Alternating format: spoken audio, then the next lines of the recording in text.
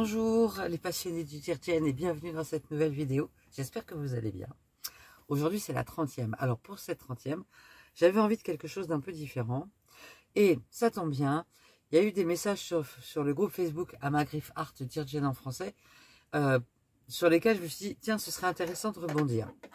Donc, ces messages concernent le fait de l'opportunité de faire le Dear Jane en quilt as you go. Le quilt as you go, c'est quand on coud ensemble le tissu du fond, le molleton et le tissu du dessus, enfin l'ouvrage du dessus. On fait tout ça en même temps. Alors, de mon point de vue, en couture à la main, c'est juste même pas la peine d'essayer de faire ça. Le niveau de précision que demande la plupart des blocs, faut être honnête, me semble impossible à atteindre en couture à la main, en quilt as you go. Après, il y a des personnes qui sont certainement bien plus douées que moi et qui y arriveront peut-être. Ça fait plus d'épaisseur pour être bien tendu partout. Bon, peut-être que c'est réalisable à la machine. Quoiqu'il y a des blocs avec des toutes petites pièces, j'ai quand même tendance à me demander comment à la machine ça va être possible de les faire. Faut voir. Là, vraiment, faut voir. Et j'attends de voir parce qu'il y a des personnes qui ont dit, ça y est, je me lance et je le fais en quilt as you go à la machine. Donc, j'attends de voir les blocs complexes. Évidemment que un bloc comme celui-là, on peut le faire en quilt as you go, il n'y a aucun souci. Un bloc comme celui-là, si on est à la machine, on peut le faire en quilt as you go aussi. Si on est à la main, c'est forcément plus compliqué. La deuxième raison pour laquelle je pense que ça me paraît un peu difficile, c'est que quand on est en quilt as you go, ensuite, tous les blocs, il faut les réunir. Or, ça va être l'objet de ce tutoriel, on les réunit avec des bandes. Donc, si on est en quilt as you go, il va falloir intégrer le fait de molletonner des bandes. À un moment donné, le temps peut-être que les personnes pensent gagner en quilt as you go, elles vont le perdre dans le montage. Et elles vont se compliquer la vie. Donc, je laisse la porte ouverte et je serais vraiment intéressée de suivre les personnes qui vont le faire en quilt as you go, surtout s'il y en a qui le font à la main, mais à la machine déjà, ça m'intéressera, parce que, personnellement, je pense que c'est compliqué. Donc, ce qu'on va faire aujourd'hui, c'est, je l'ai dévoilé, mais la photo, vous l'avez déjà vue, c'est on va regarder comment on réunit les blocs entre eux, et j'ai fait un bloc de 9 petits blocs du Dear Jane. Et bien, place du tutoriel, pensez à mettre un petit pouce j'aime si vous aimez cette vidéo, à vous abonner si ce n'est pas encore fait, et à poster vos messages dans les commentaires. Tuto! Alors, ce que je vais vous proposer aujourd'hui, c'est de voir comment on va réunir les blocs ensemble. Et il y a plusieurs façons de le faire, évidemment. Dans le Dear Jane, si on regarde les photos de l'ouvrage, on voit bien qu'il y a une bande verticale et une bande horizontale du tissu. Alors, elle a pris du beige, j'ai pris aussi du beige. Donc, je propose de faire ces 9 blocs-là. La première chose à faire, c'est de remettre tous les blocs à la même dimension. Par exemple, celui-là, il a été fait en English Paper Piecing. D'autres ont été faits, ça c'est un appliqué à la main, ça aussi. Donc, normalement, les blocs tels qu'ils sont dessinés dans le Dear Jane, ils mesurent donc 4 inches et demi. Mesure 4 inches et demi. Ça, c'est la dimension du bloc fini. Donc, normalement, on a laissé un quart de inch tout autour. Donc, on doit donc les redimensionner à 4 inches 3 quarts. Donc, on va faire ça. Et puis ensuite, on va découper les bandes de tissu pour les rejoindre.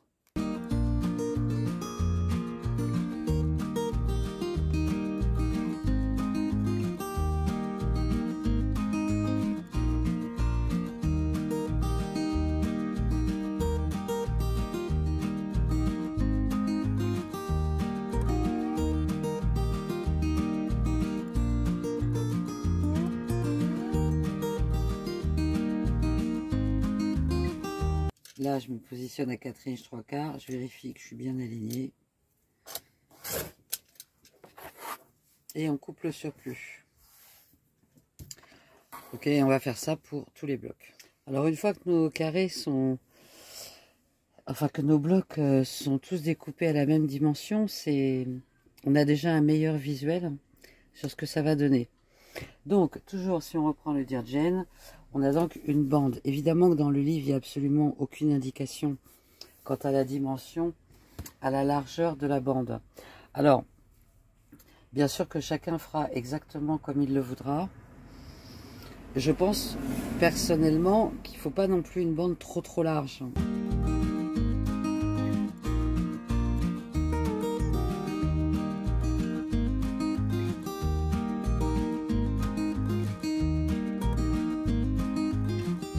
Donc en fait, au final, on va avoir quelque chose qui ressemble à ça. Je pense que certainement la vraie bonne dimension, ce serait 3/4 de inch. 3/4 de inch, ça veut dire qu'on aurait 1/4 de inch de couture là, 1/4 de inch de couture là, et donc 1/4 de inch entre les deux. Donc 1/4 de inch, ça fait ça. Je sais pas si je peux le montrer. Est-ce que je peux montrer là? Je vais essayer.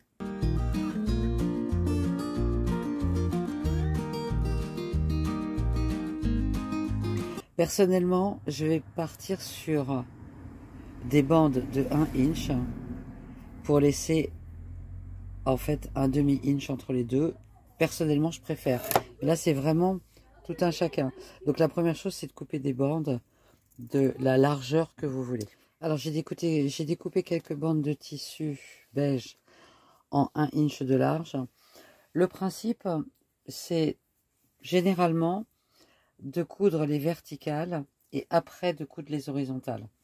Donc, l'idée, ça va être de venir coudre la bande à 1/4 de inch sur ces pièces-là. Alors, je vais enchaîner. Je vais le faire à la main, puisque j'ai dit que je faisais tout le Dirgen à la main. C'est potentiellement une partie qu'on pourrait vraiment faire à la machine aussi facilement, si on veut gagner du temps. Donc là, je laisse un espace simplement pour pouvoir couper entre les deux. Et je vais coudre les troisièmes. Je vais coudre, hop, les bandes sur cela. Et je vais coudre la bande sur cela. Ok. Et je vous retrouve après. Alors, comme je vais le faire à la main, pour pouvoir le faire correctement, j'ai tracé sur le tissu beige une marque à 1/4 de inch. Et puis, je viens positionner le tissu beige déjà sur le bloc A1. Et je vais coudre sur cette ligne, sur toute la longueur. Donc là, j'ai fait la couture de la bande sur le bloc A1. Et sans couper, je couperai à la fin, je laisse un tout petit jour. J'épingle le B1, je vais venir le coudre. Et quand j'aurai fini, je viendrai ajouter, hop, le C1 ici. Ok, pareil pour les blocs A2, B2, C2 et A3, B3, C3. Et je vous retrouve quand j'ai fini de coudre ces bandes-là. Alors, j'ai cousu les bandes sur la rangée 1, la rangée 2 et la rangée 3. Bien sûr, ce qu'on va faire, c'est en faisant attention, on va couper entre les blocs.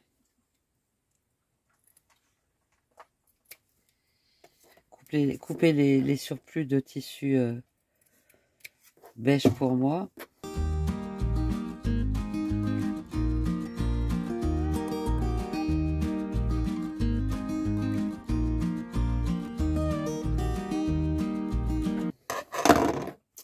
J'ai de l'électricité, j'aime bien repasser, je vais repasser.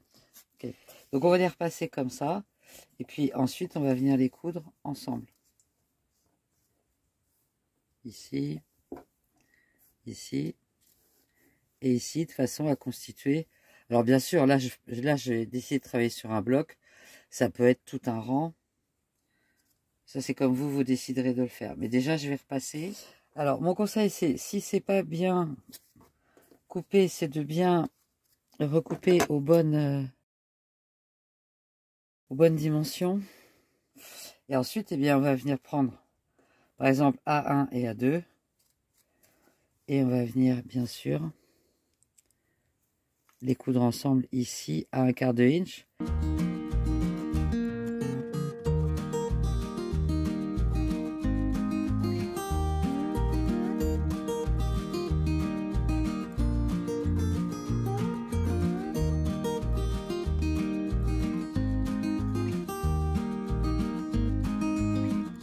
Ok, donc je vais déjà faire 2 par 2, puis après j'intégrerai cela.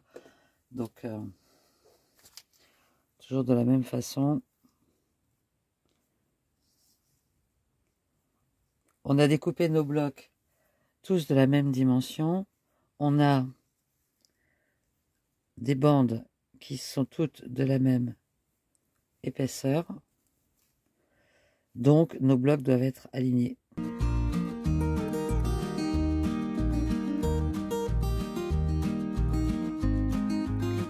À côté de ces deux-là, ces deux-là, ces deux-là. Et après, on va venir ajouter cela à chaque rang.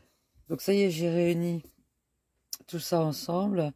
En termes de repassage, j'ai repassé vers l'intérieur des petites bandes. Alors, par rapport à ce que je disais tout à l'heure, pour moi, un demi-inch au global, puisque j'ai 1 inch de bande, pour moi, un demi-inch, ça le fait très bien. On peut faire un peu plus petit, mais je pense que vraiment un demi-inch, c'est bien. Donc, ce qu'il reste à faire maintenant, c'est réunir, bien sûr, les trois. Donc, on va prendre une bande un peu plus longue. Et je vais vous montrer, je dirais qu'il y a deux options pour moi. Ça, c'est l'option de Jeanne. C'est-à-dire qu'elle a réuni les pièces entre elles avec une bande partout de façon verticale et de façon horizontale. Si on regarde, on est bien là. Donc on voit bien les verticales, les horizontales. J'ai vu passer dans le groupe Facebook un ouvrage, un Dear Jane qui est terminé, d'une dame qui très gentiment a posté son ouvrage. Ce qu'elle a fait, elle, c'est qu'elle a cousu des bandes de 4 inches et demi, donc la dimension des blocs. Elle a ajouté un petit carré de couleur et elle a recousu une bande, un petit carré de couleur. Donc en fait, elle a fait toutes les intersections, elle a fait un petit carré de couleur. Donc c'est une option possible, c'est pas l'option que je vais retenir puisque c'est pas l'option de Jane et que j'essaye de rester fidèle à la façon dont elle a fonctionné. Mais je vous le dis parce que j'ai trouvé que le résultat était quand même très joli. Ok, donc on va faire exactement la même chose. Je trouve que c'est une bonne dimension de bloc, moi. Je vais bien sûr marquer le quart de inch dessus.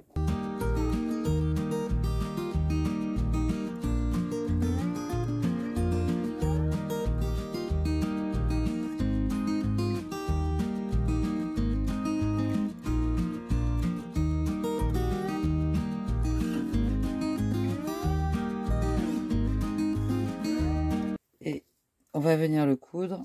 On va venir coudre là. Et là. Alors, j'ai cousu donc une bande sur la longueur en bas des blocs A. Une bande sur la longueur en bas des blocs B. Rien au niveau des blocs C. Et maintenant, je viens de tracer le quart de inch. Et maintenant, ce que je vais faire, c'est que je vais réunir. Donc, hop, comme ça.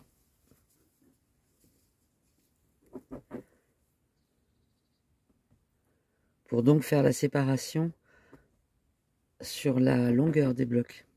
Alors, la seule chose à laquelle ce serait bien de faire attention, c'est que on soit bien sur la même jonction, hein, pour que les blocs soient verticaux et soient alignés de façon verticale. C'est jamais ultra facile parce que on a la bande entre les deux. Alors si on a été bon dans les découpes et tout ça, on va facilement être... Alors, je vais le prendre dans l'autre sens pour être sur ma ligne.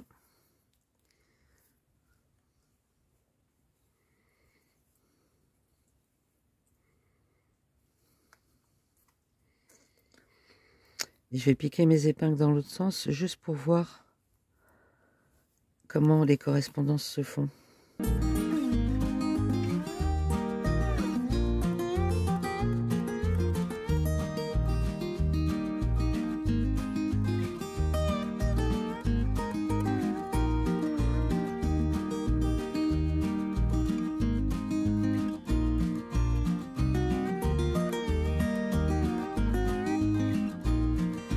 Et alors si j'ouvre, hop. Ok, donc là les correspondances sont bien. Donc je vais pouvoir coudre la bande qui sépare le rang A du rang B. Et ensuite je vais faire la même chose pour le rang C.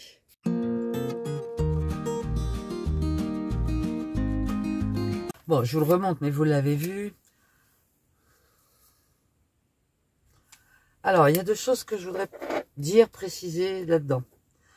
La première chose, c'est que définitivement, faire des bandes de 1 inch avec un quart de inch de couture de chaque côté, ça fait donc une bande qui au final fait un demi-inch. Personnellement, j'aime beaucoup. On peut faire plus petit, plus grand, ça m'étonnerait, mais bon, chacun va faire comme il veut, ça c'est très personnel. La deuxième chose, c'est que, eh bien, je pense qu'un bloc de 9, c'est plutôt pas mal. On peut très bien imaginer que on va tout faire en bloc comme ça, et après, molletonner par bloc, et ensuite faire rejoindre tous les blocs. Il y a une vraie question qui se pose par rapport à la dimension finale de l'ouvrage et donc la phase de matelassage. Et je comprends que l'on se pose cette question parce qu'elle est complètement légitime et évidemment que quand on voit quand on voit là, alors qu'est-ce que ça fait ça en largeur? Ça doit faire dans les 12 inches je pense. Plus que ça. 13. Donc là je suis à plus de 14 inches. Donc, 14 inches et j'ai que 3 blocs.